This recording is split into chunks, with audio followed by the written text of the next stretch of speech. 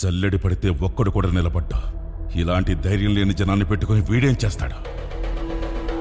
అవును సార్, మీరన్నట్టే మాకు ధైర్యం ఉండేది కాదు, శక్తి ఉండేది కాదు, నమ్మకము ఉండేది కాదు.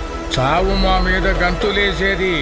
కానీ ఒకడు అడ్డం నిలబడ్డాడని వాడిని ఖాళీ ముందు తల నరికాడు కదా.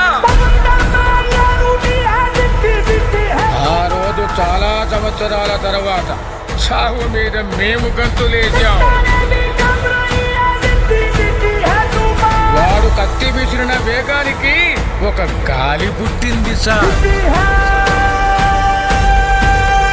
ఆ గాలి నరాతిలో ఉన్న ప్రతి ఒక్కరికి ఊపిరిచ్చింది. మీకొక సలహా ఇస్తాను, మీరు మాత్రం అతనికి అడ్డు నిలబడకండి సార్.